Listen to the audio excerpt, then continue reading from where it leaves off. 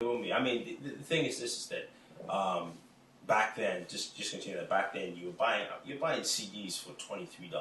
CDs. I'm not even talking about DVDs. I mean, TVs were almost the same price still. Anyway, equivalent of that is still in some other country. Yeah, but you're paying $23 for a CD, and then only 4 tracks you like or even are good. Yeah. So things had to change. Same thing with movies in a sense. Now, movie industry has done 2 things. Outside the U.S., especially in China, they release the movie a week or 2 after it comes out in theaters there, or actually the same week, and they release it for $2. Now, of course, they would not charge us such a measly cheap price of $2 in America.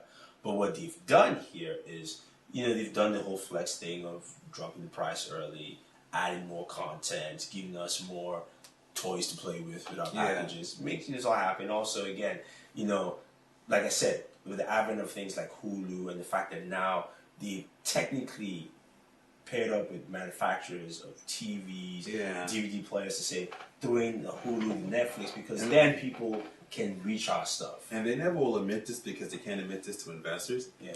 But they've taken advantage of the way piracy works. They've taken advantage of the fact that people have downloaded movies and they get the feedback that's saying, they get the buzz that it's really good. Of course. And they push that marketing machine. Push the marketing behind it. Or make some changes.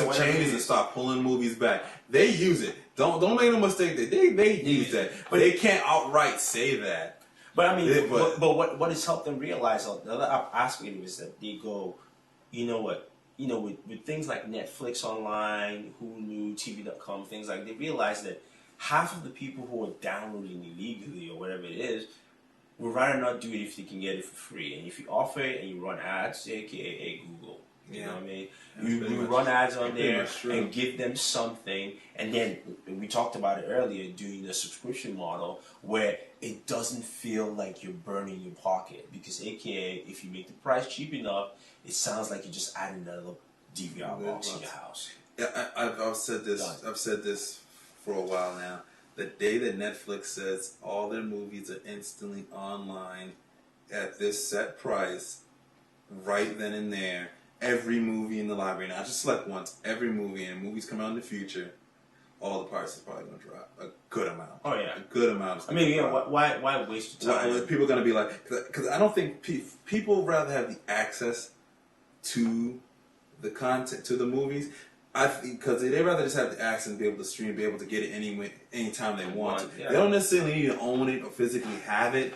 They just want to have the access to it, but it doesn't work in the music side of the thing, because the way they did things and the way they went about it. Now people like, I want to own that file. I want to have that. I want to have it unrestricted because I feel like they're nickel and diming me. And I'm going to lose this somehow. I'm going to lose this somehow. They're going to change the rules and I'm going to lose this somehow. Yeah, exactly. But with movies, you've seen, I guess also maybe it's just the way movie industry's handled its proprietary content, whether it's from VHS to DVD, is in a sense they've always made you feel that once you get a movie, you've owned it. Yeah. So even if you're downloading it or you're streaming it, it's almost like and even the way Netflix carried it on, Netflix just basically said, in a way, especially online, it's yours there to watch. Yep. You have the access, you have the keys. Yeah, once you have that in the mindset of the consumer. Speaking of keys, just to kind of add into sort of this media-centric video we've been doing here, the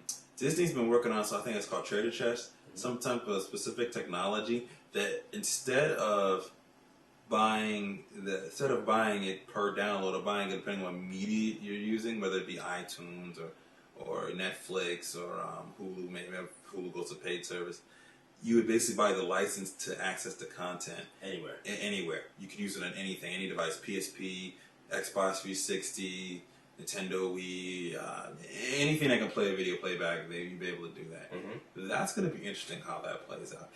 If they can figure out a way how that works, to where you buy basically a lifetime subscription to something, or I own this in every media possible and it's legal, that's going to be pretty big. You see, that might pose a little problem in the sense that will they charge, for instance, now, I see 2 things happening. One, you could say, hey, okay, Disney, I want to buy Lion King, and with this special key and model that they're coming up with, you go, okay, if I pay $20. Is that for Lion King for a certain amount of time, or would it be $25-$30 for a lifetime using a Lion King? I'm pretty sure that when that comes out, it's going to be on the DVD aspect of things. It's just going to. I think it's Treasure Chest. I think what their idea is how do we get the DVD model to work digitally, and if they can get that to work digitally, and you can put on anything you want to, that's going to be big.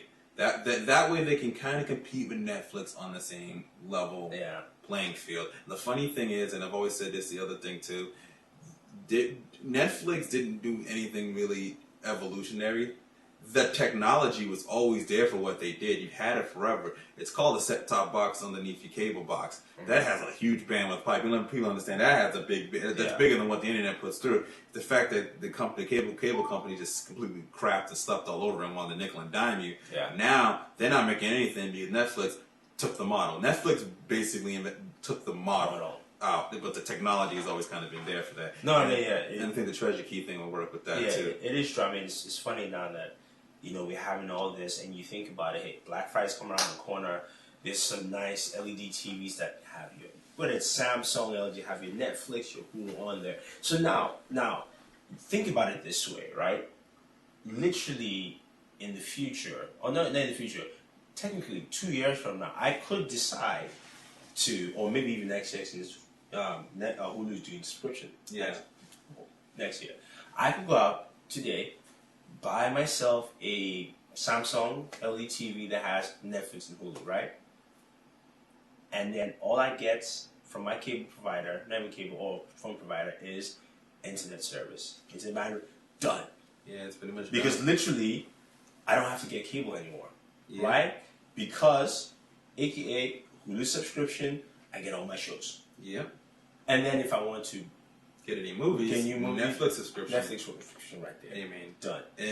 You know. Or even still, maybe Hulu might do the same offering and let me just watch download shows. So maybe if Hulu was smart to say $15.99 for whatever shows you want to select, Hulu service, movies, extended movie catalog, an extra $7.99 on top of that. And then you can now watch a lot, because remember, this is 3 studios we're talking about: ABC, Fox, NBC. Yeah. With that $7.99, even if you make it $10, and they pour their catalog down, I'm not talking about some little scrimmage here and there, but they put it out and you go, oh shit, that's the whole Star Wars right there. Yeah. Okay. All right, Saturday I need to watch something. I'm done. Yeah. I don't have to have Comcast, cable, nickel and diamond anymore. The only thing I'll be concerned about is my sports shows. But in the subscription model, Fox, NBC, ABC can have sports shows on there. I guarantee you they'll work with all the leagues and live stream that in HD and stuff. That they could throw ads on it because, hey, there's always stoppages anywhere. And you're done. You are done. But I would love to see something like that happen. And not to be naysay, but there's so many different players. Yeah, and there's so many other industries that are gonna fight each other. But the good thing is, I really think the good thing why it most likely will work is because Hulu already exists. Yep. Because the 3 networks actually came together and proven to work already. And already exists. I mean, think about it. Now that they know the model works, that they can do this on their own. On their own.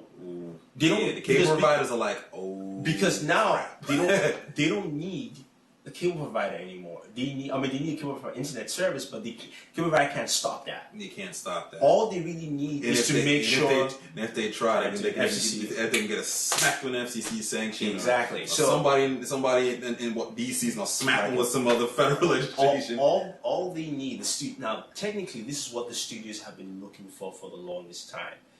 Direct entry to the customer, digital distribution that we all know from the Xbox, PS3 Wii, they're all trying to do direct distribution to the customer. The customer needs cutting out the middleman, going right to you. And now you don't have to even have a computer. Yeah. That even boils it down to all you need to do is you go buy yourself a TV. Or